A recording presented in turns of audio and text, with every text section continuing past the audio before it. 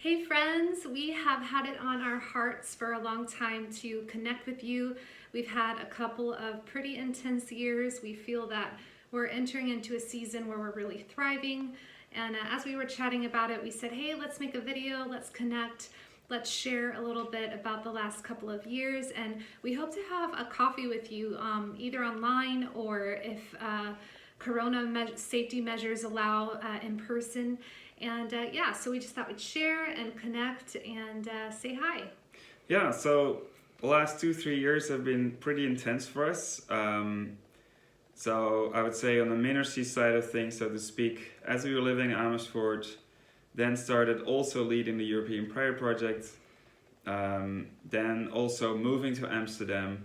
The Lord just starting to speak about changing the ministries and the plans He's having for this base here, and growing a culture of worship and prayer, strengthening that, merging teams. There's been a lot going on, and just those processes meant actually hours and hours of just talking with our friends, with the different teams, there was repentance and crying to one another and recommitting together and beautiful things happening, but it was quite intense relationally, and really good and needed, but quite intense, and so that took a lot of our energy. In that, as you might know, when things take a long time, when there's waiting, when there's gaps, for example, due to Corona, sometimes it's just hard to not feel a little discouraged, or like, is it ever going to happen? Or what if it doesn't happen what we're hoping for? And just those kind of processes, the Lord just actually using this to work in each of our hearts, for us, our team members, to really get to deeper things. And yeah, we feel there's been a lot of reviving going on while He has been pruning a lot, like the freshness of like, oh, there's new space, but also the allowing things to die off, or accepting that it's dying in your life. And so we're pretty grateful for this process, but it did mean that we felt a little bit sometimes like almost inward focus, where we said we just don't have the capacity to reach out more. And with that, actually what added to it was definitely having baby Lily, and while we were on outreach, while we were living in a community, we're sharing bathrooms and kitchens, and I discovered more how sensitive I am to lots of input all day, and just how do you gauge your energy levels, all that kind of stuff. So in our marriage, we had things to work through. As the pressure was more intense, you also see more of your weaknesses coming out. So it's been a lot, Yes. and but we're really grateful to see just the fruit in it, and that it definitely was the leadership of the Lord over our lives. But we're also kind of ready to be like, all right, we want to be able to be outward focused a bit more again, and able to serve others and bless, and yeah. Yeah, this year has really been a year of refining. I remember last year, December 2019, we were looking to 2020 with great expectation. I remember just pondering it. Many people were saying that the year of 2020 would be a year of fire. A lot of people were expecting revival.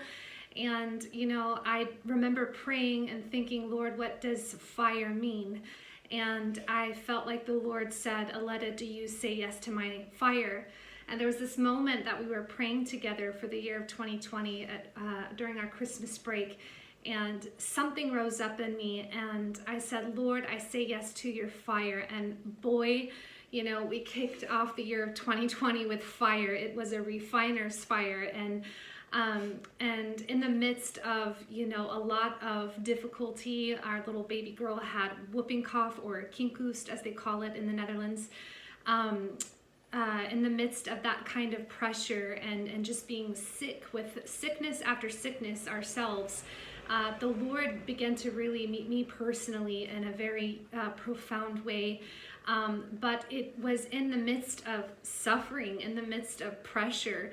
And of course, this whole, time since March, we have been experiencing a global pressure, but in it, such a sweetness. And I just feel like it's been our escort into the deeper things of God. It's been our escort into being personally refined, being refined in ministry, being refined as the church, and preparing the way for the Lord to have His way in the nations of the earth. And so I think now at the end of all that, we feel deeply encouraged to see the fruit that is coming forth out of this year of fire, refiner's fire, out of pressure. Yeah, and obviously, like with all of us, the Lord continues to work on us, and But it feels since the last few weeks as our new team is starting to kind of find its way. We're just so encouraged that we were just saying to each other, independently of each other, we're saying for the first time in years, we feel like we're starting to thrive again.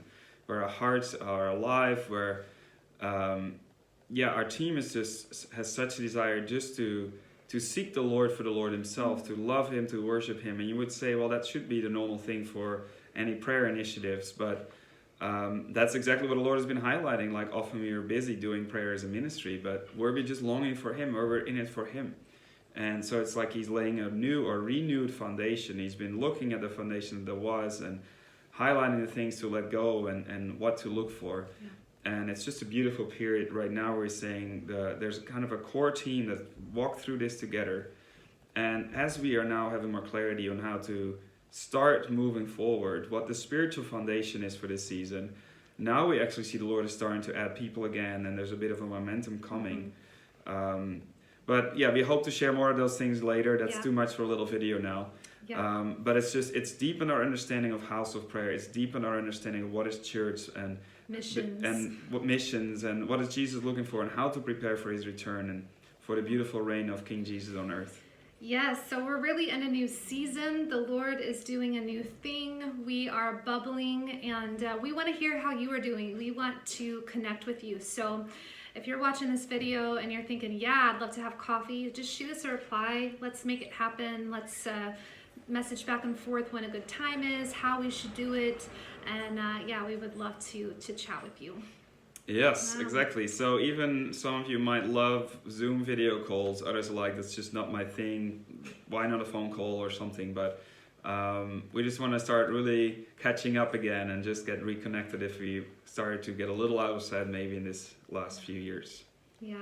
All right. We love you. We'll say goodbye for now and have a good day. Bless you. Bye.